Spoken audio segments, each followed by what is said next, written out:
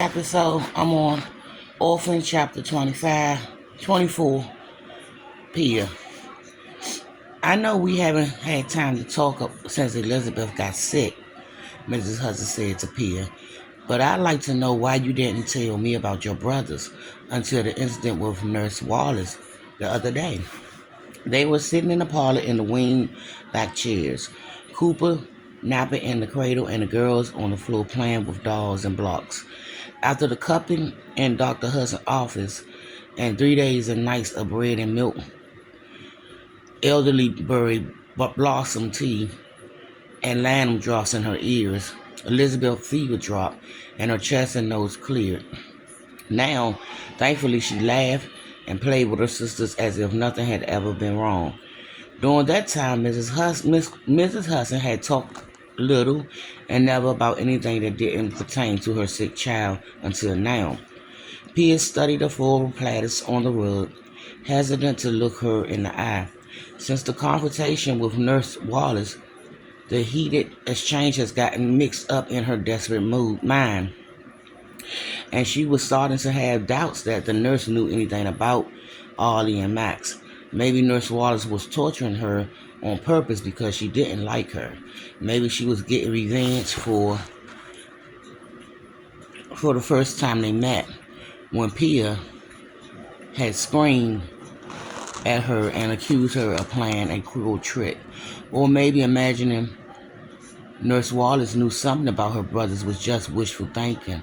Still, despite her uncertainties, Pia was relieved Mrs. Hudson had started the discussion. She needed to tell her the truth once and for all, no matter what her reaction may be, especially before Nurse Wallace come back to pick up the rest of her money. "I was worried you would send me away, ma'am," she said. "Why on earth would I do that? Because when I tell you what happened to my brothers, you might not want me around your children." "I trust you with my children," Mrs. Hudson said. "But now you're scaring me. Please tell me so I can stop thinking the worst." Pia took a deep breath and somehow told Mrs. Hudson the truth, even while her heart shattered into a million pieces for the 100th time.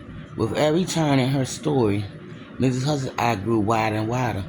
"No one will help me," Pia said. "They were afraid to answer their doors, and I don't blame them. The memory of those helpless moments, the awful realization that something was dreadfully wrong before she collapsed, the grip of panic that seized her heart when she woke up 6 days later, the horror of finding her brothers gone, came rushing back, washing over her in alternating waves of terror and guilt. Tears blurred in her eyes. "My God," Mrs. Hudson said, "you poor dear. I'm so sorry. I can't only imagine what you must have been gone through." She got up and knelt in front of her on the rug, in her drop waist dress and satin shoes, and laid a handkerchief in Pia's lap. Pia took it, and wiped her eyes, waiting for her to tell her to leave, or worse, maybe she'd call the police. "If I'd known what was going to happen," Pia said, "I swear I would never have left the twins alone. They had to be scared." Mrs. Hudson gazed up at her with a tired, kind expression. "I understand," she said, "but you need to stop blaming yourself. When the flu first broke out, it was horrible, terrifying times. It felt like the world was coming to an end. You did the best you could under dreadful circumstances. And that's all we can ask out of ourselves. Not to mention, you're only 13. I'm a grown woman with everything I need right here, and I'm still not that brave. But whatever happened to them is my fault," Pia said. She sniffed and dried her cheeks again. "That's why I don't deserve anything you've done for me." She hadn't expected to cry, and she hated herself for it. She didn't deserve anything, let alone anyone's pity or compassion. "If you want me to leave, I understand." "Don't be silly," Mrs. Hudson said. She glanced over at the girls to make sure they weren't listening. Margaret and Sophie were busy changing their doll clothes, and Elizabeth was stacking blocks. She lowered her voice. Is it my fault Leo got sick and died?" "Of course not.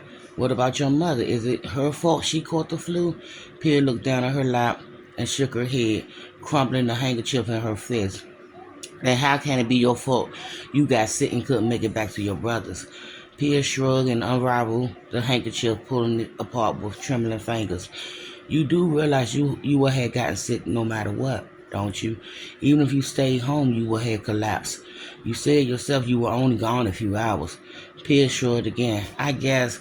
So whatever happened to your brothers might have happened anyway. And instead of sitting here talking to me, you'll probably be dead. I get Pia gazed up at Mrs. Hudson, stunned by her words. She was right. And it could be or not, Ollie and Max probably would have been alone in the apartment when she got sick. And if she died, which would have been likely, who knows how it would have been before someone found them. But that didn't lessen her remorse about leaving them. And yet she felt like she could take a deep breath for the first time in months. She wiped her eyes and managed a weak smile. Thank you, ma'am, for what? And I will be back with Pia chapter 24.